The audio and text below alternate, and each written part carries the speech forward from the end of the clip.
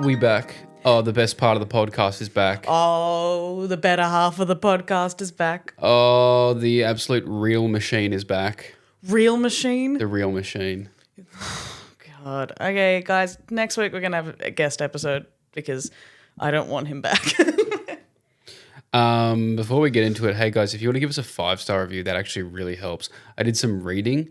Apparently, if you have a lot of 5-star reviews, that's a good thing. So if you feel like, if you're driving, maybe don't. But if you feel like giving us 5 stars and leaving a review, that'd be fantastic. You don't even have to leave the review talking about the podcast. If you want to talk about us like we're a legitimate business, like I had the idea that if you guys want to, in the reviews, talk about us like we're a massage parlor. Like 5 stars, Edan has the softest hands in Sydney. Or even like we're something you ordered online. Good, exactly as in photo. A little askew.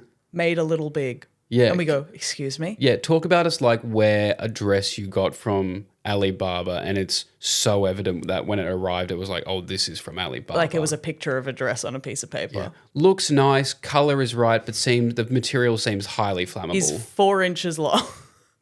Well, that would be accurate, wouldn't it? On a good day and you double it and give it to the next person. Ever... That's what Alex said the first time. Stop. Well, I literally haven't talked to you. So, okay, we saw Lachy yesterday. We. The voices. The voices. But we literally have not had any time to chat as people. We only have had time to riff as funny people. Yes. Tell me about... recording more of the roast. You went away. I went away. Yeah, that may have been 3 of the busiest weeks of my life. It looked mental. It was mental. It's also really hard to complain about this sort of stuff because it is brands flying me around to go do things and being paid for it. So I understand it's incredibly champagne problems. Which is what I call good tired. Yeah, I don't expect... If my biggest problem is that I'm jet lagged... Champagne problems. For sure, but you could be like, I am exhausted, but that was so fun. I'm not going to expect sympathy, but I am going to speak my truth. Yeah, exactly. You can be like, that was a lot, because that was a lot. They're passing you around. They're parceling you in these planes. I was getting an absolute train ran on me by these brands. I tell you that much. No, so I was. We started off doing stuff with Changi Airport, which was a crazy opportunity to come about, where me and Tom Smallwood went to the Philippines, Vietnam, Singapore, and Indonesia. And that was amazing. Like, as far as brand trips go, that's the best one I've ever been on. We were with 2 people from the company, Katie and Phil, who... it was a weird thing where at the end of it, we all got really close. That's so cute. It just felt like a really nice holiday, but we were just filming a lot of stuff. Spending time with a group of people that you didn't really know that much before is always like... At the end, you're like... Do you think we'll still be friends when we move to new universities? It was really, do you guys want to hang out socially? When we go to college, do you think you'll remember me? It feels like that. But or like, guys, we're going to hang out. We are so going to actually hang out now. I think it was our second night in the Philippines where all we could talk about, because we were filming stuff all day, and it was one of those ones where it's like, we got to meet in the lobby at 5 a.m. or 6 a.m. and we're going to this thing, and then we're there for a couple hours and we go to this thing. And it was like... triple the amount of stuff you do on an actual holiday. Yeah. Like you'd pick like, oh, we're going to do these 3 activities this week. We did all of those activities in a day. So it was bang, bang, bang going to these things. But then I think on our second night, all we were talking about was we want to find like the classic plastic table, plastic chairs, Anthony Bourdain setup, local beer into karaoke. And we ended up finding that. And then we did karaoke. And I think that was the first bonding moment because it was one of those things where we all knew we had a 4 a.m. wake up the next day, but we're all like, fuck it, let's all go do karaoke and get drunk together. That's fun. And it was funny because Phil, British by the way, that was a lot of fun having that accent around. Great stuff. A lot of you mates. At one point I had to ask him, I was like, are you getting offended that we keep doing your accent? He was like, yeah, it's really upsetting. And that was funny. That's it was a hilarious. Great bit. But he got up at karaoke. The first song he did was Without Me by Eminem. And might I say, now that me and Phil are friends, it wasn't very good. I think he lost the rhythm, he lost the timing. You gotta hold it down. And in that moment, I thought, maybe karaoke isn't for Phil. People drop off, and let me tell you, over the comedy festival, Sydney Comedy Festival was this month, I hosted 4 karaoke nights, one at the end of each week. And it was a lot. And people, they drop off after that second verse hits, people lose the commitment. I need you to commit. But let me say, I sat there and went, you know what? Well, Phil's British. Maybe I'll load up a song. That's always the fun thing, is you load up songs for other people. That's fun. I thought, I'll load up a song for him. And I loaded up "Don't Look Back in Anger" by Oasis because I was like, British. So it'll be like, it'll sound good in the accent. Phil got pipes. Phil hit that "So Sally," and we all saw God. It was incredible. Phil just chose the wrong first song. He should have done "Without Me" 5 songs in after a couple of shots. Phil was doubting his ability. Phil was gagging his ability. When he got to "Don't Look Back in Anger," my goodness. And it was like, because his co-worker didn't even know. Katie didn't even know that he could sing. This is literally the plot of High School Musical, by the way. Yeah. Did you fall in love and then have to play basketball? We did. The problem was I thought, maybe it's a competition with karaoke. It's like, who is the best singer? I was third. Because Tom Smallwood has fucking pipes. Really? I love finding out people Tom can sing. Smallwood is so good at singing. He is really good. Do you know what's happening? What? Day by day, I feel less special for being able to sing. Like, everyone can. But it's just people who, and I'm like, you guys ever have any vocal training? They're like, nope. I just always could do this. Piss me off. You're going to piss me off. Pissing me off. Pissing me off. Yeah, so that was, so we did a bunch of stuff. Like, I was there for my birthday. I got to go parasailing and jet skiing and snorkeling on my birthday, which is very cool. Vietnam was sick. We did go to this place called Phu Quoc. All these videos will come out soon. But Phu Quoc is one of those places where it's so clearly they're trying to make it this giant tourist destination in 5 to 10 years. They're trying to make it a Bali before it. So it was really interesting being there. They've got these giant roads, like 5 lanes across, but there's no one there. You're going through all these markets that are all set up. People are selling stuff, but there's no one there. Like, we were the only people. Jeez. But and then you go, and then there'd be like 6 giant 5-star resorts just next to each other. It was kind of crazy. That's nuts. It was. I think it'll be it's really fun. Like, we did a food bicycle tour through like all the local areas. So we actually got to see that part of it.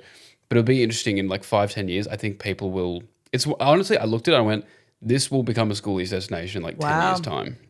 That's interesting. You can spot them before they even happen. There was so much money. You're so well versed in schoolies culture. Oh, I can spot a schoolies destination from a mile away. You're so Give me a destination, fluent. I'll tell you how long it's going to be until it's a schoolies destination. You're so fluent in Kentucky. That's the language you speak. I speak Unleashed grad trip. I did get you a souvenir while I was away. Yes. I love that. He always gets a little treat. It's nice. Usually I would just find something in the market, but I saw this at Singapore airport and I thought, you must have it. Here you go. Oh my fucking God. Oh my God. Is it one of those things where you make little like, what is it? Is it like a little, oh my God, it's like, okay, sorry. That was great for anyone listening, trying to understand what I just gave you. Is it what do you get it? It's a fish and a puzzle and it makes a little fish guy. It's a 3D tuna puzzle. Thank you for making that. Yeah, I got you. This is so sick. And I it love has like all the insides, like all the cuts of tuna that you would have. That's how you put the puzzle together. It has a spine and everything. It's my perfect. I like that my brand of like gifts I'll really love receiving is like make it like a fun little activity and a bit gross. Oh Just yeah, a little bit gross. Anything weird I saw, I was like, maybe Eden would love this. Perfect. I love it so much. I'm gonna make it and then it's going on the wall. I'm serious. I'm not fucking around this time. Yeah, sure. So then you went to Vegas. I did not go to Vegas. That's incorrect. Where'd you go? Where the fuck were you? I can't. I don't know if I can say it because the video is coming out. Our last stop was Indonesia, and I've been in talks with Paramount about a film. You could probably figure it out from the activities I was doing, but Paramount's releasing a film, and they asked me if I want to do a collab with some of the people in the film. Mm-hmm. And this was brought to us like last year in November. Long time. And it was back and forth. I was originally going to London, then I was going to LA, and they go, okay, we're going to do the press junket in Mexico. So I had to fly back and this got confirmed 2 days before I came home. So I was like, this isn't happening. And even if it does, this is such an insane turnaround. This is not happening. So I fly home on like the Saturday night. They confirmed this on the Thursday. I get the red-eye flight from Denpasar, Indonesia to Sydney. I land in Sydney at 6 a.m. I get my bags. Alex picks me up from the airport. I have 3 hours in Sydney before I have to go back to the airport. So my flight is at midday. Do you have to like get different clothes? So Alex, she was a gem. She brought me a bunch of clothes. I chucked a bunch of stuff. But also in the day before I came back from Indonesia, I had a fever throughout the night. So I woke up fucked, like dehydrated, Sweaty. out of it, bit sick. I was getting a bit phlegmy, and I got home and I realized I had an upper respiratory infection. So I'm also passed out in Alex's car for the 2 hours that I'm back. She just went to the beach and I just parked up. I don't think you're allowed to do this. She telehealthed and was like, upper respiratory infection. They're like, all right, we'll get you antibiotics. She's good. And we had to wait. It was that early. We had to wait for the chemist to open. Drove to the chemist, got my antibiotics, and then I drove back to the airport after 2 or 3 hours, got on a flight from Sydney to Dallas, got to Dallas, and my flight was meant to be 3 hours later. I'm looking at the board. My flight keeps getting delayed by like 5-6 hours. I was like, anytime it gets delayed this much, they're going to cancel it.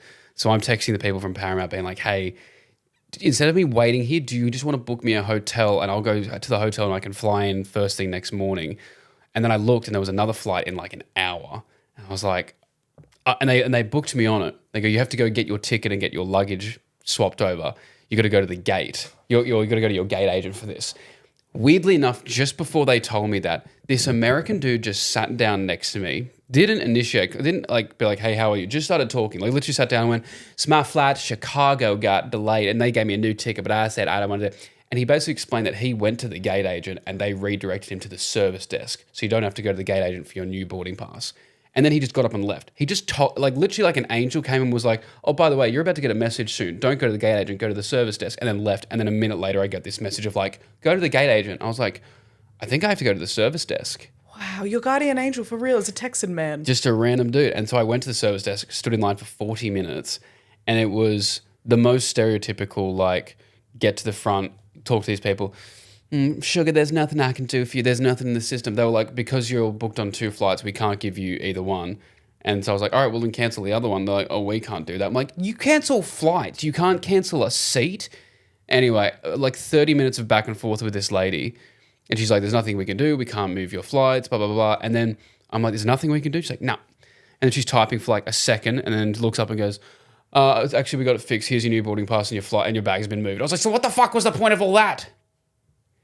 So then I got on a flight an hour later. I had to run, because Dallas Airport's fucking huge. I had to run, get on a new flight, fly to Mexico City, which was another, I don't know, like 2 hours, maybe 3. Got to Mexico City. I had to go meet up with the people at where we would be filming the press junket. It's like 10 p.m. at this point. I've just done red eye, 2 hours home, fly to Dallas, fly to Mexico. Now I'm having a meeting, go to my hotel, have my first night's sleep that isn't with a fever or on a plane, because my last 2 nights sleep have been on planes. Wake up the next morning, go to this press junket. I'll be able to talk about it more when the video comes out, but I was allocated 20 minutes to film this sketch and it was scripted.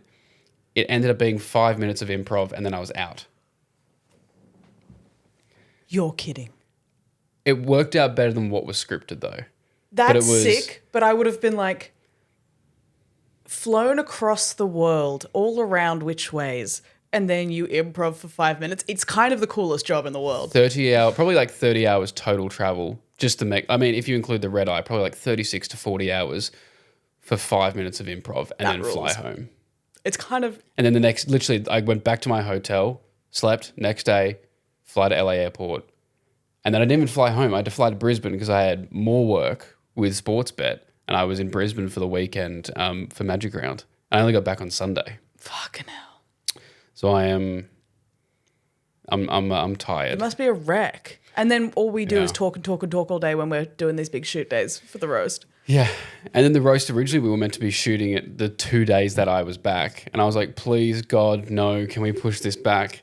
And they were like, no, we need to do it on these days. And then thankfully, well, not thankfully, but they were like, the guests they had locked in on those days had to change the days. So we ended up I had 2 days off. Thank goodness. Yeah, so it's been a big one. It's good to have you back. It's good to be back. I'm very happy to be. I'm not back for very long, but I'm happy to be back. Oh my God. It's gonna happen again. Yeah, it's gonna happen again. Well, I've been here holding down fort, caring for this podcast, I don't know how many guest episodes you listen to, but I would keep telling the listeners, Daddy left us because he doesn't love you. And he doesn't want you anymore. So that's what they know now. You've been serving them up divorced dad meals. Yes. These guest episodes have been microwave divorced dad meals. Hey kids, we're making pizza. It'll be ready in 2 minutes. We're making pizza, bread, tomato sauce, bit of cheese. I feel like when I have a guest on, it's very much like dad's introducing you to his new girlfriend. So we've taken you to the restaurant you like. It's kind of catered. We're getting you ice cream on the way home. It might not be your favorite, but like it's still pretty good. Whereas when you get shit on, I'm like, this is an Aldi ready-made meal. But it's like there's one talking point and it's figure it out for the rest of the episode. I get a real gay on finally, and we queen out in a way that makes people sick. Alex did say, no, it wasn't Alex. Alex said this, but my mum said it as well. She's like, when you're not there, Eden talks about so much more gay stuff. I truly. It actually scares me, the idea of Danelle listening to an episode that you're not even on. I'm like, Danelle, that's when I can be unimaginably unrelatable right now. I think she said after a while in the episode with you and Jared, she had to turn it off after a little while. She wouldn't have, it's truly a new language. It's insane. I listen to it and I get to the last 20 minutes and go, I feel like I've done, this must be how like social workers feel when they go to a really tough house. And like the last hour, they're like, I don't know if I can, I really want to support here, but I don't know how much more of this I can take. And you know, sometimes you got to step back from a situation. Oh yeah. The funny thing was the last half hour with you and Jared, I think it started off with you saying, I want to turn the other cheek. Like I realize you said like being the loudest usually just loses you the argument. Yes. So I don't care about that. And then Jared, like, I thought he was agreeing and he was just not. And then you disagreed with your own point and you both went on about how you're like vindictive and will do anything to win an argument, even if you have to play dirty. No, I was like, you guys just disagreed with yourselves. I was listening to him like, this is fucking insane. But my point was, sometimes turning the other cheek is the cheeky, calculated way, because you go like, but that's not turning the other cheek then. That's intentionally doing something because you're like, this will get them. Yes. No, I so wasn't you're like, saying I want to turn the other cheek by not turning the other cheek. Well, I actually settled the beef that was about like a week later. Like literally I was like, there's this big fight going on. And all I did was like talk to this person. And then it was like completely fine. And so I was like, okay, I did it. And all I said was like, hey, are we good? And like we talked for like half an hour. And they were like, yeah, it's fine. I'm glad you cleared that up. I was on the pod like, these people will rue the day. My ops. I don't think you talk about me enough when I'm not here. What? I don't really get many shout outs. That's not true. Which is upsetting. That's not true. Or the only time you ever talk about me is to say that you think the episode I'm not on is your favorite episode of all time. That's not true. Only ones with Jared. Only every single one with Jared. And April Clark's. Do you know every single guest host, I'm pretty sure at some point in the pod was like, sorry, I'm not Jared. He'd just left. He just moved down to Melbourne and I thought I was fine. Clearly I was showcasing like elements of like resentment towards anyone else I was speaking to, because so many people were like, do you wish I was him? And I was like, a little bit. How are you feeling about him being gone? Having a close gay move away is so messed up. No one wants a far gay. No. I don't think you're allowed to call him that anymore. That's how they say it in French. Yeah. Clip it up. I was going to ask, I've been trying to tick this bingo item off. Oh. Me doing a choreographed performance, and you, Jared, and Steph all have to say that I served cunt, and I submitted my wrestling performance. Mm-hmm. And this was a while ago, so I'm asking, did they say I served cunt or not? I said yes. That's my vote. What did the others say? Steph has not watched. I'm at a point now where her vote is null because I asked this like 3 months ago. Is it majority rules or all three of us have to say? All three. I know you and Jared have. Okay, I'll chase it up. If Simon Cowell is not going to give me an answer, I'm still going to Hollywood. Because there's nothing that, decides whether you're serving cunt or not as much as the opinion of a woman, a white straight woman in her 40s. Couldn't agree more. Where are the bingo cards on the wall? They died. What do you mean have you still not done them? This is insanity. No. These were things I we forget did at about the bingo. start of the year. The only times I remember about We're bingo. about to hit the halfway. If you can every time I look at my step count, I remember I have to do 60,000. And every time anyone talks about Grant Daniel, I'm like, I have. You need to get call him. I have to call him. I think I've got an avenue to high five a Gold Logie winner. Oh yeah, One of Alex's high school friends is Scott Camp's daughter. you got this. And apparently they like when they have barbecues and events all the time. There's a line and of entry. And apparently he would be down for it. There's a line of entry here. I feel like I got to know some other Gold Logie winners. Probably come across a couple. I need to tell you about some things. I need a rant. Can I? Okay. Can you make the promise that you'll get these fucking bingo cards up before the midpoint of the year, which is in 10 days? Yes. Please, for the love of God. Absolutely. All I got to do is print them out. I forgot that I actually did finish them. And then please ask Steph, because I'm trying to get something ticked off the bingo card. I also still need my 3 pubs that I'm allowed to go to. You got some homework to do, buddy. Oh God, I got so much homework You got to a do. lot of stuff to do. Or you have to research pubs, send Steph a reel, and print out some paper. And then there's probably so many emails I have to send. Oh God. Jesus Christ, God damn it. Can I rant to you for a second? Sure. I want to talk about the ice cream trucks.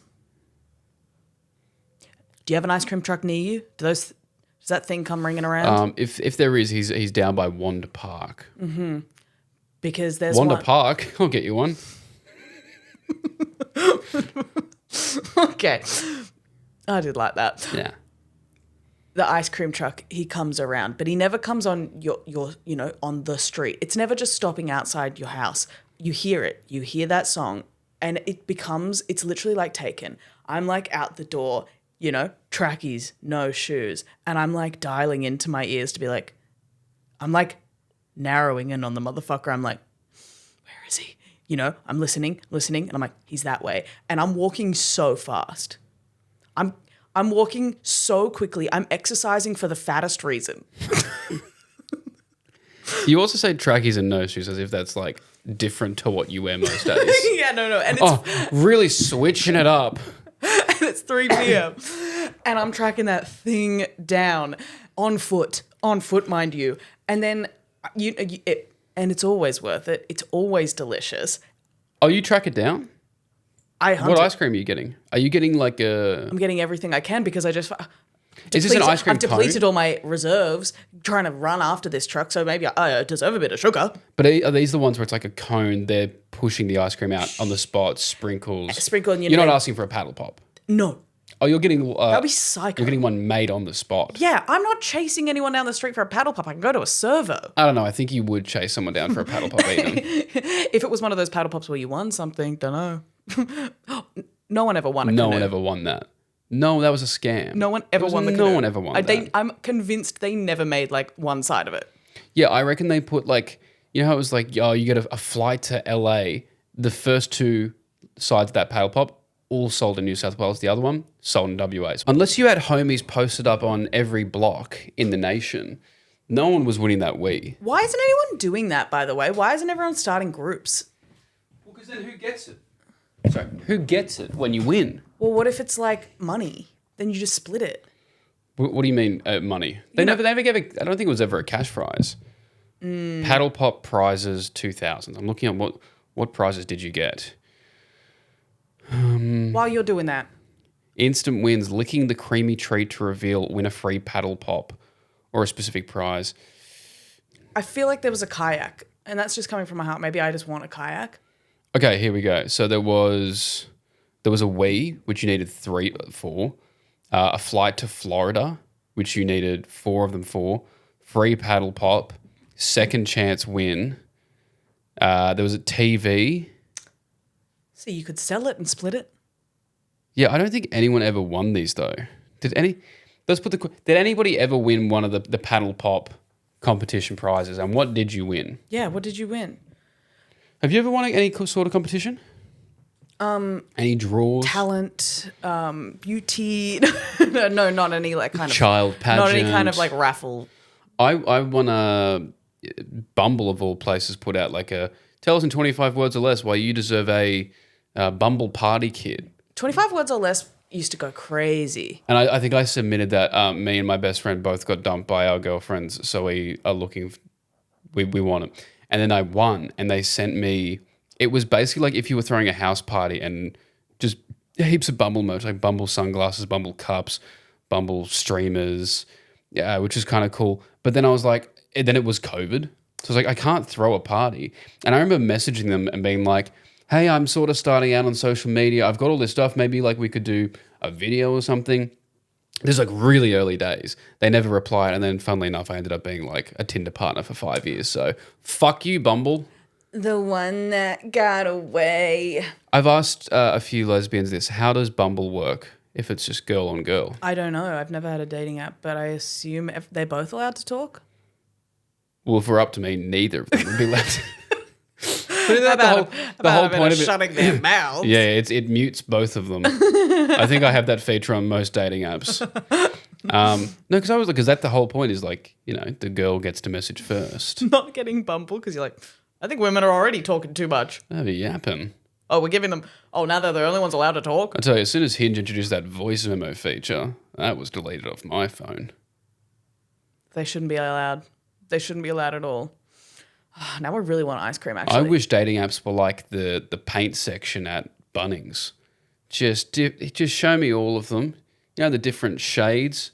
I wouldn't be organising them by skin tone shades, but I just have all of them set up like that, and you just go, that thought didn't cross my mind. That came from you, brother. I'm just describing the prostitution cards they give out in Vegas, aren't I? Oh. That's what that is. Yeah. I was given a lot of those when I was in Vegas. I got you some. Oh. Thanks.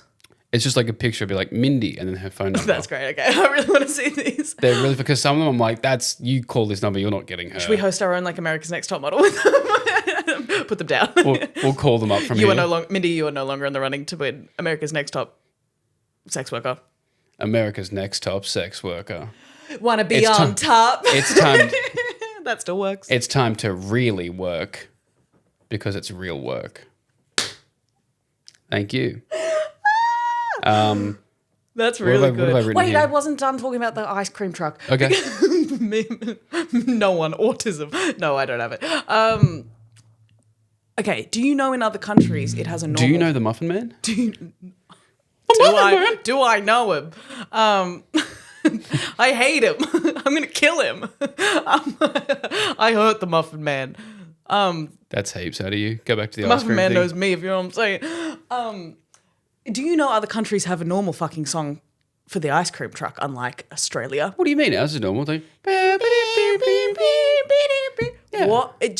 What medieval it's written in Dorian mode, which is a music nerd shit. It's meant to sound like, yeah, it's like medieval and like unnerving. Oh, I thought it was meant to be like Pied Piper of like, come on, kids. Well, that's what I'm saying. Yeah, all these I feel like I'm going to see all these little people with little bells on their shoes come out of their house. And like, it's like, but you're being summoned. It still does feel like the child snatcher from Chitty Chitty Bang Bang. Yeah, 100%. But like apparently other countries are just like happy ones. Ours there's a haunting quality to the ice cream truck. Yeah. Because if you heard it at bad. night, it feels like there's a clown in there.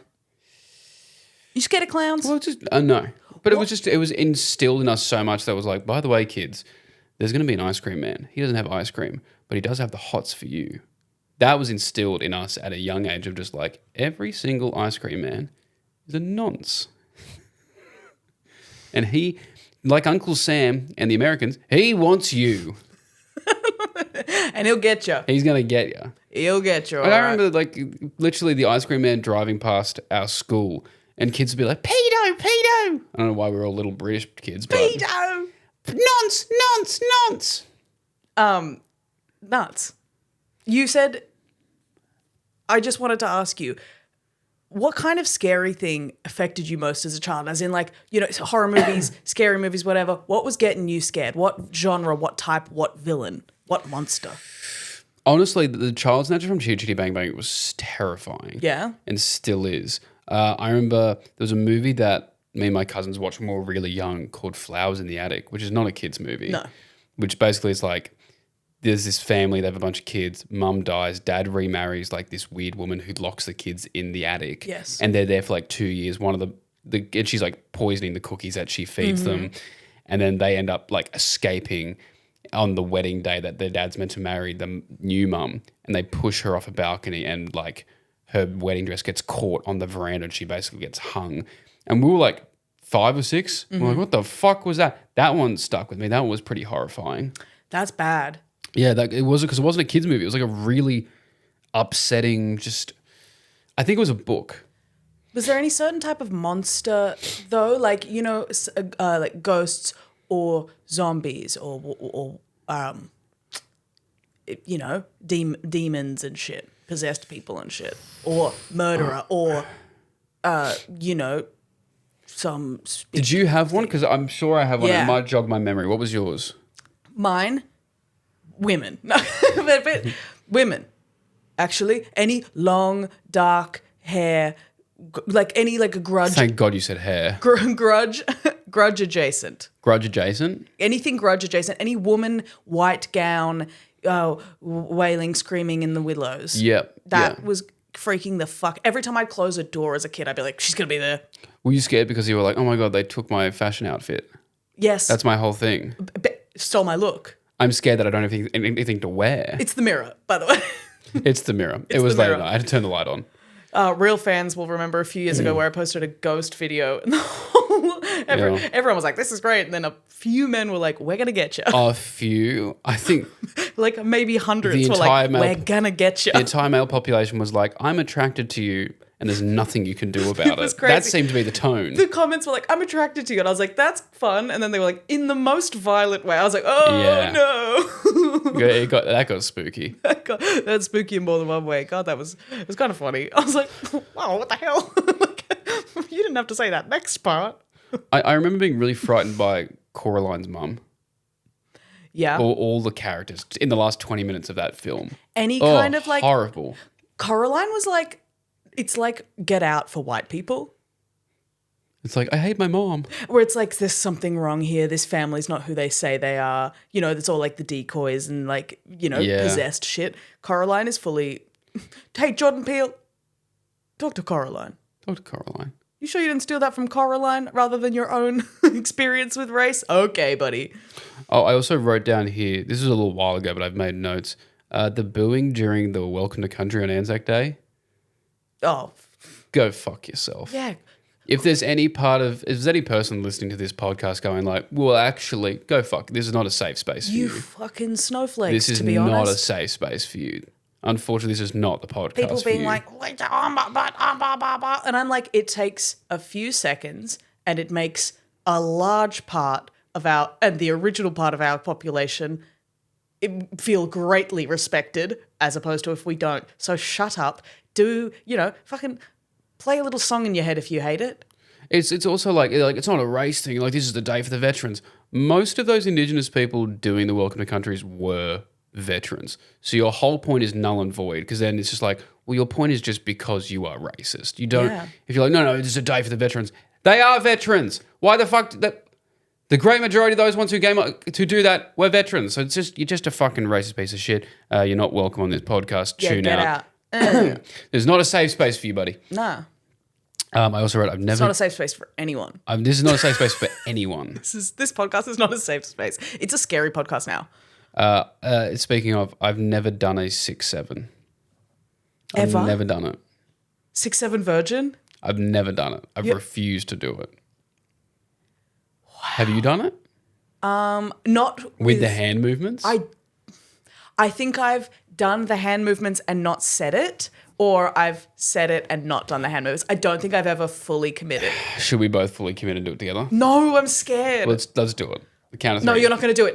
No, I've been pranked by this man a lot lately. I'm going to do it because I feel like it's past that point where now, like, your generation have now reclaimed it. You've pranked me too many times. I have no You ready? trust. Yes. We'll do it once. One time. 3, 2, 1. You're not going to do it. No, I'm not. You're not going to do it. I'm not doing it. Okay. He's been really good at this lately. I wish we could tell you about it, but this episode that we filmed yesterday is going to come out in ages. But basically, Lachy pranked me so much that I have genuine, like, Head trauma. Actually, head trauma. I had to put a lot of makeup on today. Eden injured herself with food. With food. And self-inflicted, by the way. No one is actually at fault for this. I am gullible and Lachy is clever. She tried to break a world record that wasn't a real world record. That's all we can say. Yeah. I've also written here, influencers following then unfollowing. This has been happening a lot recently.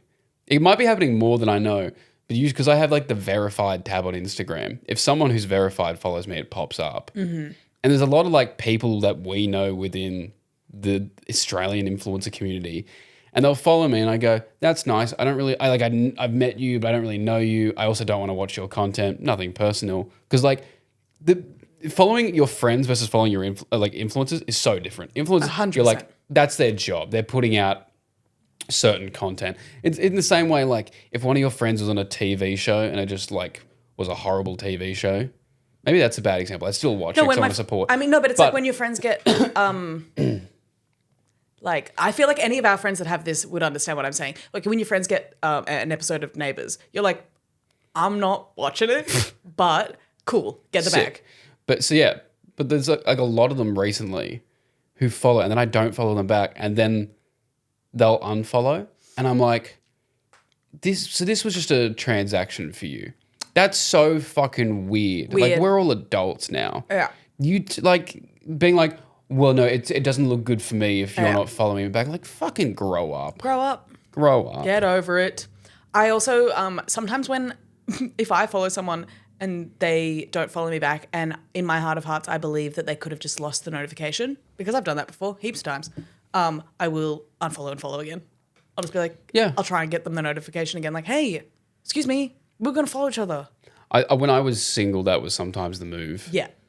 And you know what's nice about being in like just a loving relationship is you realize how much your brain was occupied by the little games that you did to try to get people's attention or for them to like you. And I was like, I don't have to do any of this. Talking stages are a full-time job. It so is. It's so much time. The scheming, the absolute mathematics. Like I'm in a boardroom. Like.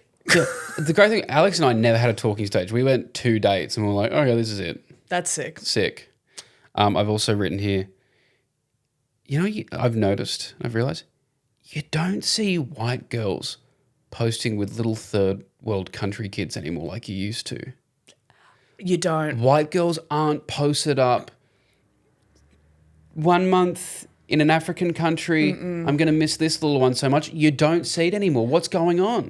I think because I think you get cancelled these days. I think people will...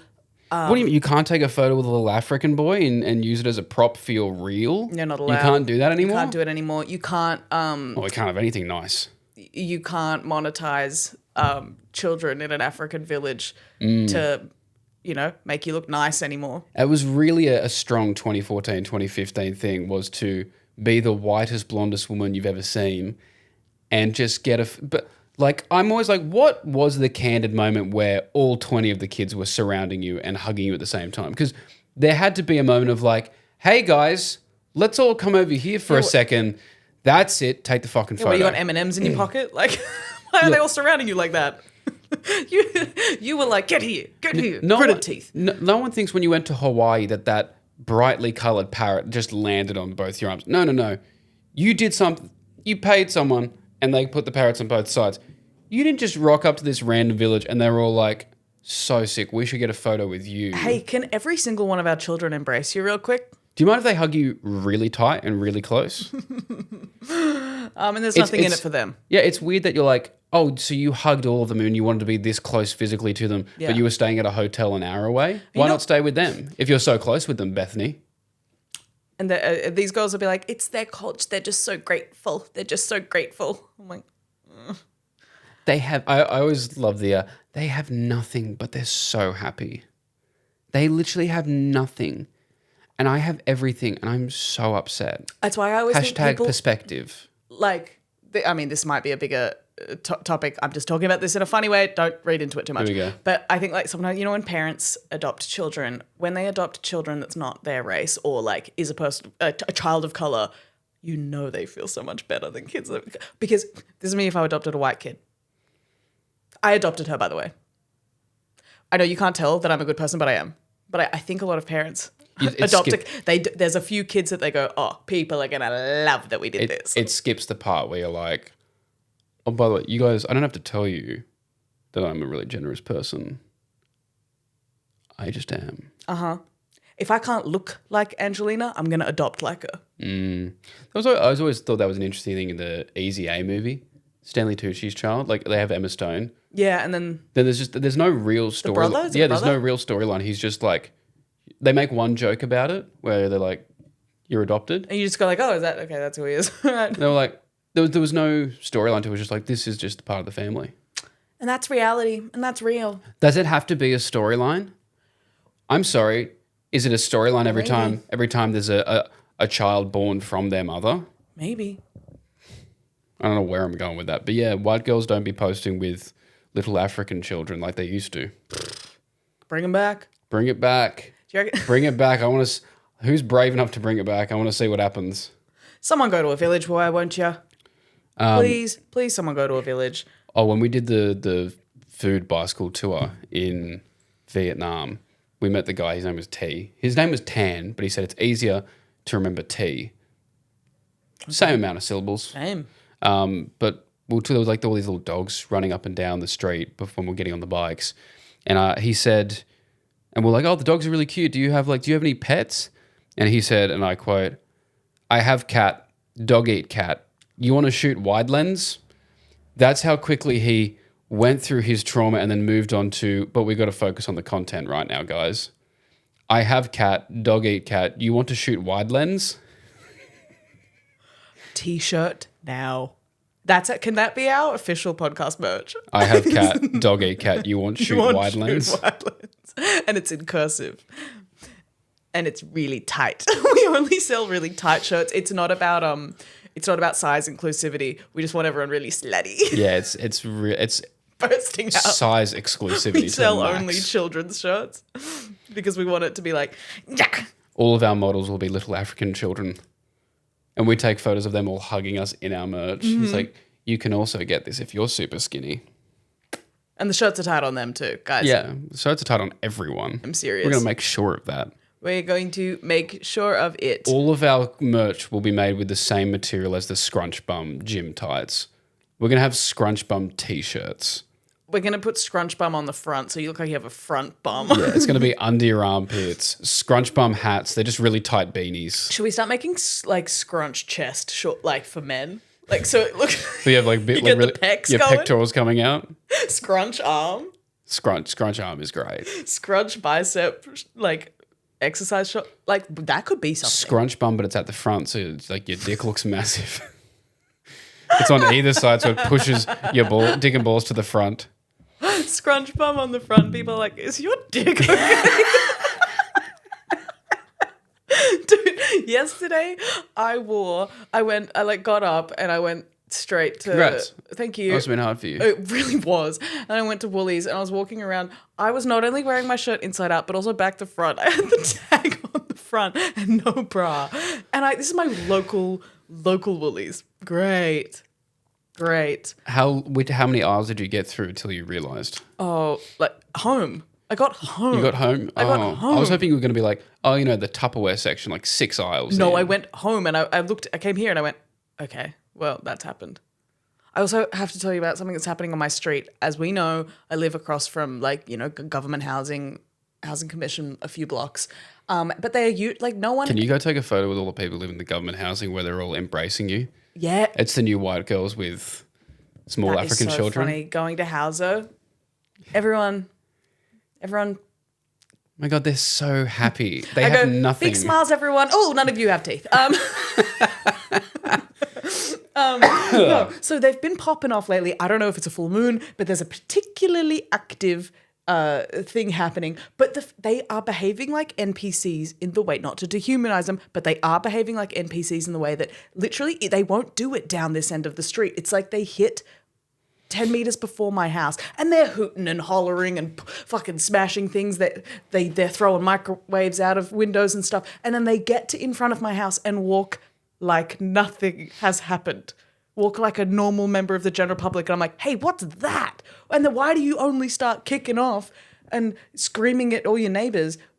Do you think there is a level of like, oh no, this is where Eden's house is here. We must be respectful. Yeah, maybe they're cool with me. I'm always standing at this window. I'm a window neighbour now.